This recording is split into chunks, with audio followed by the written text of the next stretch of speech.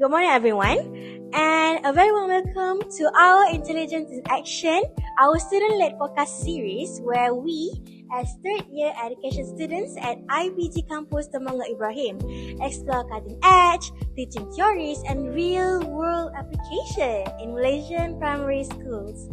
I'm Wiyah, your host and discussion moderator today, and I'm thrilled to be joined by my insightful colleagues, Sophea and Kajit. As we gear up for our teaching practicum and eventual roles in actual schools, we are focusing today on Howard Gardner's multiple intelligence (MI) theory, first introduced in his 1983 book Frames of Mind. This theory pushes back against the narrow traditional view of intelligence as just a single IQ test score, something measured by pen and paper tests, because Gardner thought this test was too narrow and unfair. Why Gardner thought this test is too narrow is because the IQ test mostly check your word smart and logic smart. It ignores the other 6 intelligence completely. It cannot measure how people smart you are, how body smart, or maybe how music smart you are. It also creates a false label. Imagine a brilliant dancer. She is good at dancing, she is graceful and elegant and so on, but the test only tests about mathematics, only how scientific you are. So of course she can reach a high score in the test because the test doesn't test her. Because the test it's not her expertise. So that's why she can score higher than she should. So Gardner points out that many people who are successful in life, like entrepreneurs, artists, athletes, community leaders, did not have the highest IQ score. So as you can see, even if you don't have that scientific value or mathematics and stuff, you can still success. It's not fixed in your IQ test score only.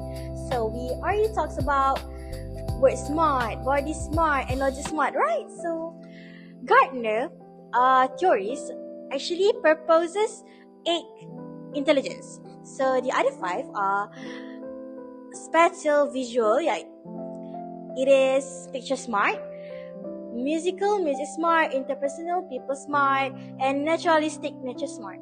So combine all of it, we got 8. Okay, in our TSLB 3282 module on innovative pedagogy, we saw how MI aligns beautifully with Malaysia's curriculum standards Sekolah Rendah (KSSR) for primary schools, particularly its emphasis on holistic child development, 21st century skills like critical thinking and collaboration, and catering to learner diversity. This is crucial in our multicultural classrooms, spanning bustling in schools like places in Johor Bahru, rural settings, even indigenous orang asli communities where cultural context and access to resource vary widely. Research in ESL context, including Malaysian studies, consistently shows that MI informed lessons increase student motivation to reduce learning anxiety, improve language proficiency, especially in primary years when engagement lays the foundation for long-term success. So, our main focus today is, of course, our 6 pupils who face the UPSR, although now we don't have any UPSR right now, but obviously we will have it in the future, right? So, for its apparent assessment, with more complex text and essay comprehension and oral presentation, so obviously the Howard Gardner theories is actually important, especially for the year 6, because they start to develop interest and so on. So, okay, I already said about this. Sophia, could you give us a clear summarization or maybe core principles of MI theory and explain why it's particularly powerful and timely for year 6 under the current KSSR framework? Thank you, our moderator Wiyah. That's a really great starting point. I think according to Howard Gardner, intelligence is not just about being good at exams, scoring high marks, but he defines intelligence as the ability to solve problems or create products that are valued by our society. This means students are smart in different categories, not just academically. Gardner introduced 8 intelligence, just what as you said, and each student has a unique combination for this strength. These 8 intelligence are: first, linguistic intelligence, where students are good with words, reading, writing, and speaking. And then the second one is logical or mathematical intelligence. Students who are good at this, students who have this intelligence are usually strong in reasoning, numbers, and they are very good at problem solving. And the third one is visual spatial intelligence. This is where the student usually think in images, diagrams, and visual patterns. And the fourth one is bodily kinetic intelligence, where we as students learn through movement and hands-on activities. And the next one is musical intelligence. These students are very sensitive to rhythm, sound, and music. And the next one is interpersonal intelligence. Usually these students are very understanding and working well with others. And while intrapersonal intelligence, they are very understanding towards themselves and their emotion and personal goals. And the last one is naturalistic intelligence, where they can connect with nature, animals, and the environment. Now, why is this relevant to year 6? Year 6 is a very important age. At this age, around 12 years old, students are more aware of their capability. They begin to recognize their interests, strengths, and preferences. Some may realize they enjoy drawing and designing. Others may realize they enjoy debates, performing, and solving puzzles. This is the stage where students start forming their true identity and confidence. And they do not only focus on linguistic or logical skills. Some students may feel like they are not smart, even though they are strong in other intelligence like music, movement, and interpersonal. In Malaysian Year 6 English classroom, students are expected to master in literature, speaking, reading, and writing skills. But using multiple intelligence allow teachers to approach these skills in different ways. As example, a linguistic learner may enjoy writing essays, and a musical learner may remember vocabulary better through songs. A kinesthetic learner may understand grammar better through role play or movement activities. A visual learner may benefit from mind maps or diagrams. And an intrapersonal learner may perform well in group discussion.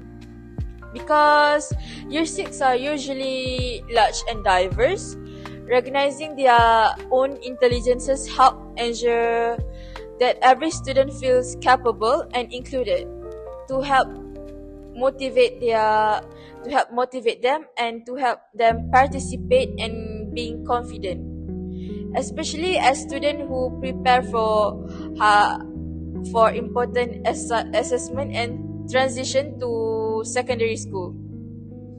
Most importantly, at year 6, students are beginning to understand what they like and what they are good at. When teachers design lessons that reflect their 8 intelligences, students can explore their interests and build strengths that may shape their future learning path. So rather than asking, how smart is this student, we can start asking, in what way is this student smart? I have a question. Yes. So, you just said that year 6, you just said that people maybe like music smart, right? So what are the examples of the music smart? I think students who is have perfect pitch. I mean, what are kind of the, like the song that maybe that we can teach the students, like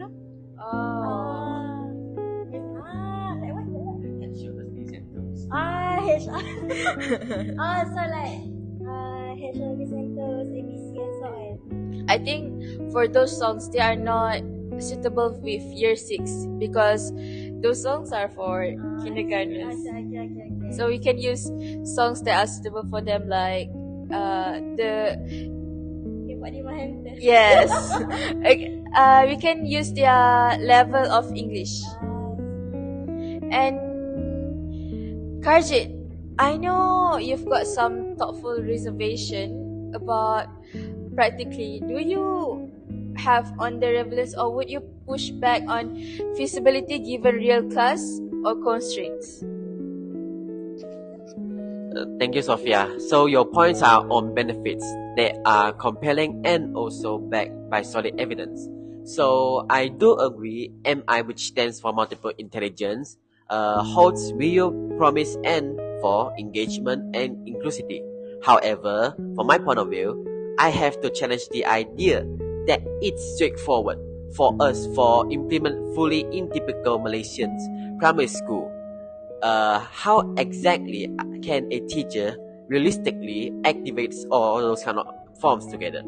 Or even most of the 8 intelligence in a tight 60 minutes. As you all know, in the classroom, we only have an hour for them to teach the students. So at this kind of time range, without descending into chaos, skimping onto those kind of challenges or maybe coverages, or maybe exhausting themselves only. Therefore, large classes of 35 plus people in a classroom in Malaysia, there are roughly around 30 to 40 students in a classroom. So it has those kind of limited budgets for materials, such as those kind of things we need to buy when we need to teach them, and also heavy exam pressure from mid-year assessment. And it also sometimes it happens that inadequate teachers teaching in MI makes full adoption stuff. For example, research on online RC ESL teaching highlights that cultural mismatches textbooks are not reflecting well indigenous knowledge. Several resources shortage and also projectors, few art supplies, and also overcrowded. Some classrooms out there doesn't have those kind of facilities for them to activate, so teach students more perfectly and also suitable for them. And also hot classrooms that hinders maybe like those kind of movement-based activities. And also studies notes teachers often reverts to traditional methods under these pressures. That said, I'm not dismissing AI. Like MI is a fascinating method for teachers to use it against students. Let's build on it constructively. What I mean is that studying small is a key. Like for linguistic intelligence, call to English, year 6 people could maybe like produce short podcasts or maybe like structure debates. Like it adds relative relevance to KSSR themes such as why we must protect Malaysians' rainforests or maybe the importance of gotong royong in our community.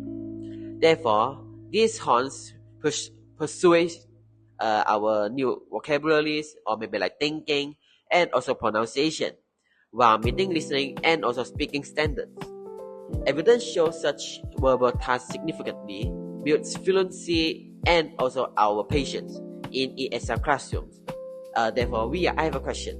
Do you see us bringing this to logical methods, multiple intelligence for thicker areas such as grammar rules or maybe like text sequencing? Good point, Karji. Your evidence-based approach brings necessary realism to our discussion, which is exactly what future teachers need, like us, right? Like us. You're right to question the scalability. It's a valid concern when applying any theory to a real classroom with 35 plus students. However, Of course, we have a solution. I like to offer a practical compromise that makes multiple intelligence MI theory more manageable for all of us teachers. The key is balance, not perfection. We don't need to incorporate every intelligence into every single lesson. That will be overwhelmed and counterproductive. And of course, it will be tiring for us teachers, and the students will not have fun, obviously. So instead, a more feasible approach is to select two until three intelligence per lesson and rotate them weekly or thematically. For instance, 1 week might emphasize visual and kinesthetic activities, while the next focuses on logical and musical. This strategy prevents teacher burnout, like I just said, allows for deeper focus on selected intelligence, and ensures gradual coverage across the curriculum. It also aligns perfectly with TSLB3282's emphasis on practical applicable theory. So why do you think I said 2 until 3, Nana? Because I think if we only use one, then it would be, boring and it's too short for them. Because if, let's say, you only use one intelligent and we use logical or mathematical, right? Student with other intelligence might find that boring and they might not want to participate. But if you use 2 or 3 intelligences, we mix them up, they might find that interesting, and of course they want to learn more about it. Yes, I agree. You're in my mind. Okay. That's what I'm thinking, because if we just focus on the logical, which is maybe like a theory only, we don't have any activities and so on, so of course it will be boring, right? Okay, so for my example, that you just said just now, let's explore logical mathematical intelligence as a concrete example. This intelligence involves pattern recognition, logical reasoning, and problem solving, skills that year 6 obviously typically enjoy, especially through their puzzle games. In the writing lessons, we could design activities like you just said, puzzles, jumble puzzles, or maybe sequencing tasks, flow chart creation, and also grammar mysteries.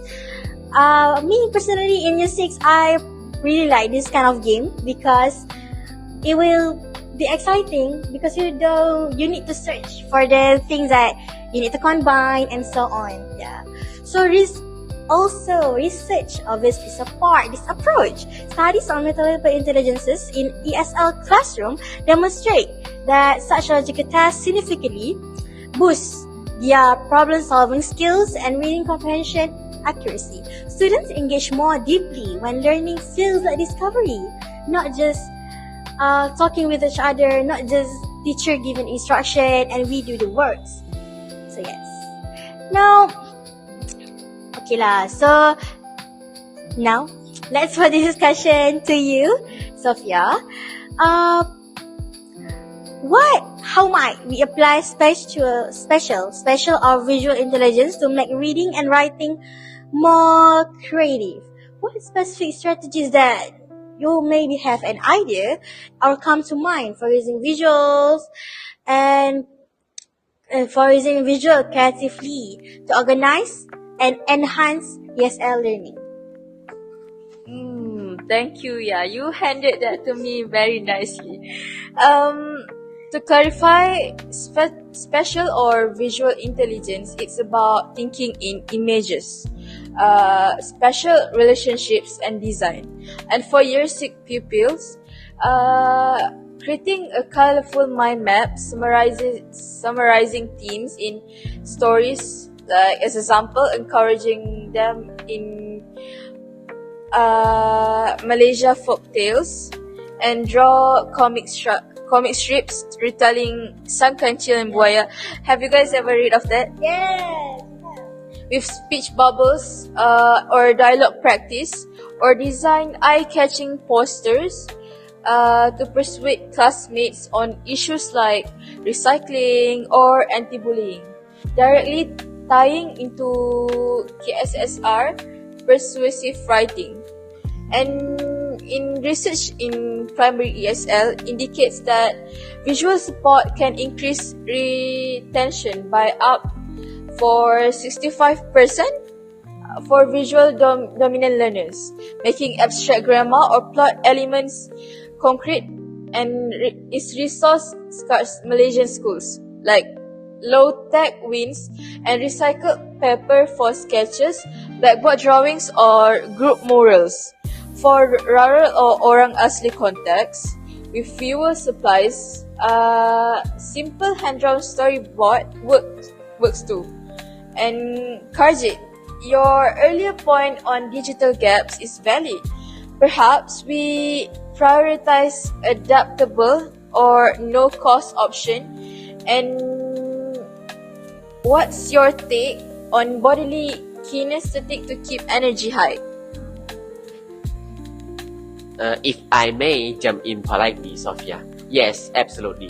So low tech is essential for each and every school out there because maybe like digital tablets are rare outside right now because of the budgets and also hands-on or maybe group activities on shared papers are more equitable for students to use it them, such as maybe a kinesthetic, body smart. Movement is goal for them when it comes to restless year 6 people. As we see year 6 out there, they are more hyperactive. They love to move, they love to play more, and also they won't sit around that for a long period of time. Therefore, maybe students have like digital textbook dialogues, for example, at the clinic or maybe like market shopping, place vocabulary games such as cautious, generous, or maybe like politeness and so on. Or maybe like dramatized short scenes from readers like environmental adventures. So these kind of activities will reinforce them through their speaking fluency, pronunciation, and through exaggeration, as well as their reducing their fidgeting. Yes, fidgeting. And next, studies also confirm that kinesthetic takes cut restlessness and also boost their oral confidence in their English learning lessons. But I must add in one point, and that point is that Malaysian classrooms can be hot and also cramped. I think that we all had this kind of experience before. See, there is a classroom that doesn't have enough space and also lack of wind for us. Limit to 5 to 7 minutes bursts and also use circle formations or maybe suggesting like using outdoor shades areas when possible. Wiyah, I have a question. Shall we move to kind of musical intelligence for a rhythmic twist? Oh, sure. Your point just now really make MI more double. What? I negotiate by suggesting good rotations because you just see that, of course, when we all are moving, obviously it will be cramped, right? So half the class does movement while others prepare then solve. Musical intelligence, by rhythm or sound, tap into local culture with adapted singing or poem rhythms to teach phonics, idioms, or grammar patterns. So, for example, like chanting the poem, like if I were a bird, I would. So, and then they would make sequence like you understand what I mean, right? Okay. From one to another. Yes, for conditionals. Pupils create simple rap summarizing KSSR, story morals, or environmental messages. Primary language studies show music dramatically aids listening, recall, and vocabulary. Often 20% or 30% better retention. This foster communicative confidence, and I absolutely agree with this because music makes learning more fun, right? Do you agree with me? Yes, absolutely. Yeah, right.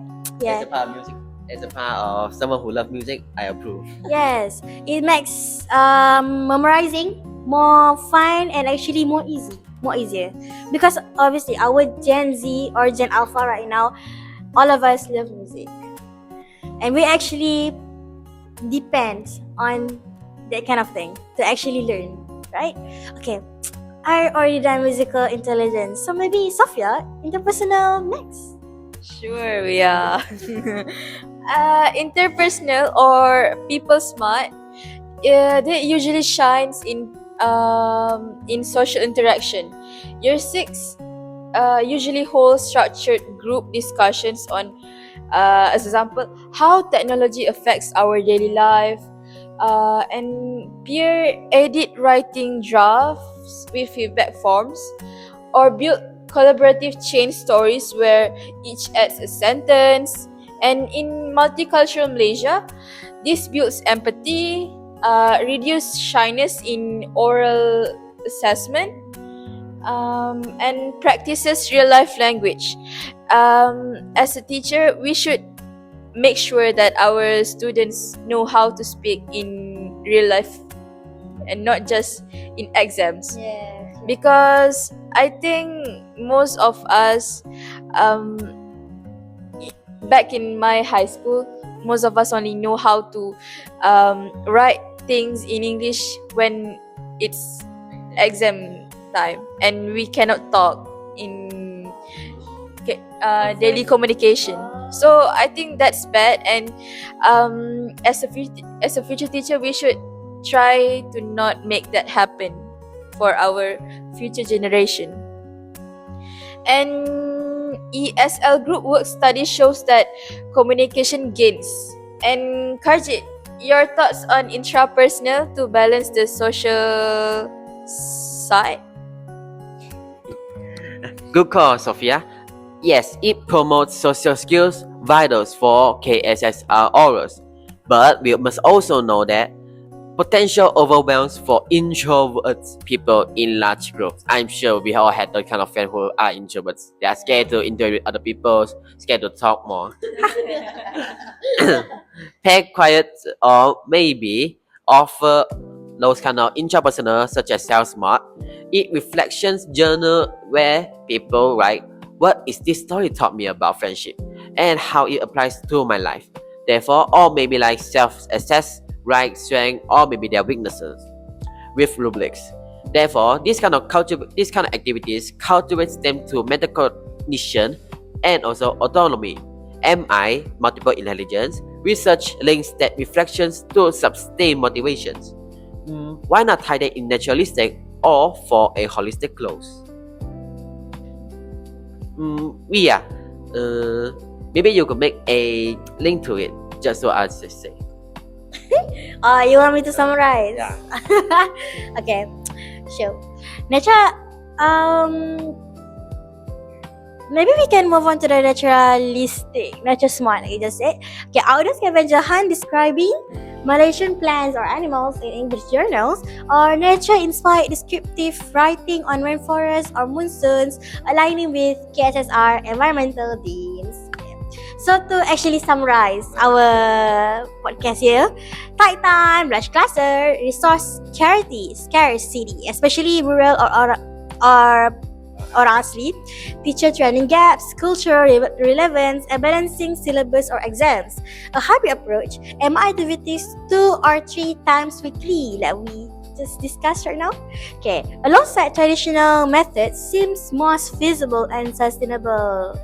Right, don't you agree, Nana? Very right, we are. And I am actually a little bit sad because our podcast today is coming to an end.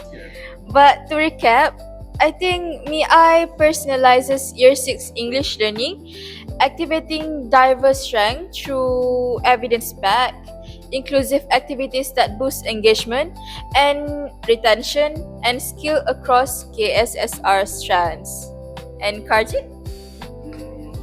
For my point of view, challenging those kind of things do exist when it comes to MI, those kind of stuff. MI empowers truly inclusive as well as motivating teaching.